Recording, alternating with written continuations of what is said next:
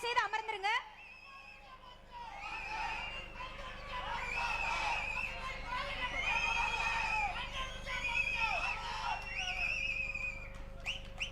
இந்த மாபெரும் இணைப்பு விழாவை ஒரு மாநாடு போல தலைமையேற்று நடத்தி கொண்டிருக்கக்கூடிய கழகத்தினுடைய பொதுச் செயலாளர்,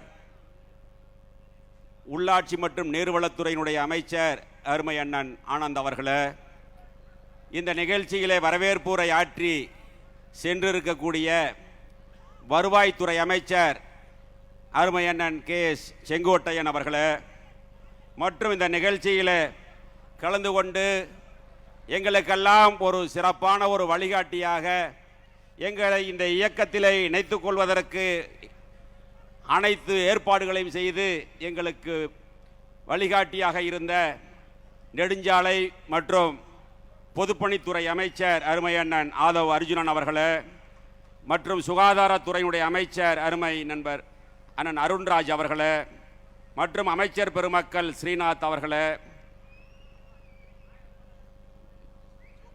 லோகேஷ் தமிழ்ச்செல்வன் அவர்களே, விஜய் தமிழ்ச்செல்வன் பார்த்திபன் அவர்களே, முகமது பர்வேஸ் அவர்களே, சி விஜயலட்சுமி அவர்களே, ரமேஷ் அவர்களே, திரு ராஜீவ் அவர்களே, மற்றும் இந்த நிகழ்ச்சியிலே கலந்து கொண்டு சிறப்பித்துக் கொண்டிருக்கக்கூடிய தமிழக வெற்றி கழகத்தினுடைய சட்டமன்ற உறுப்பினர்களே, அமைச்சர்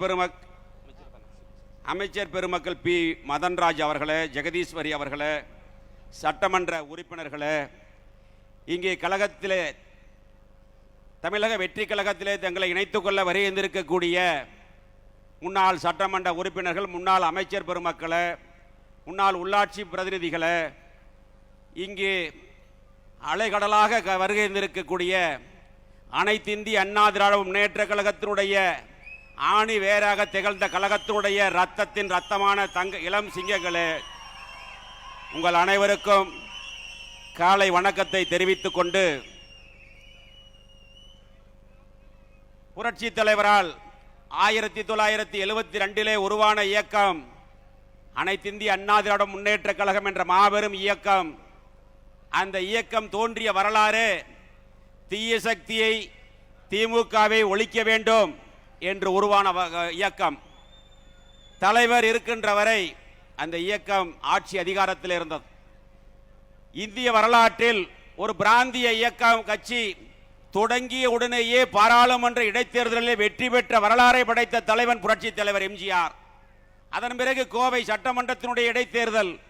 இந்த 2 இடைத்தேர்தலுக்கு பிறகு 1977 இயக்கம் ஆரம்பித்த 5 ஆண்டுகளிலே ஆட்சி அதிகாரத்தில் இருந்து 11 ஆண்டுகாலம் தமிழகத்தை ஆட்சி செய்தவன் புரட்சி தலைவர் எம்ஜிஆர் அவர்கள். ஆனால் இன்று அந்த வரலாறை உடைத்து ஒரு சரித்திர சாதனை படைத்தவர் புரட்சி தளபதி நம்முடைய தமிழகத்தினுடைய முதலமைச்சர் விஜய் அவர்கள் என்பதை நாம் நன்கு அறிய வேண்டும். இயக்கம் ஆரம்பித்த 2 ஆண்டுகளிலே தமிழகத்திலே ஒரு மாற்றத்தை ஏற்படுத்தி ஒரு அரசியல் புயலை உருவாக்கி, ஒரு அரசியல் மாற்றத்தை உருவாக்கி இன்று ஆட்சி அதிகாரத்தில் இருந்து தமிழகத்திலே முதலமைச்சராக இருக்கிறார் என்று சொன்னால் அது சாதாரண மாற்றம் அல்ல, ஒரு தலைமுறை மாற்றம் என்பதை நாம் புரிந்து கொள்ள வேண்டும்.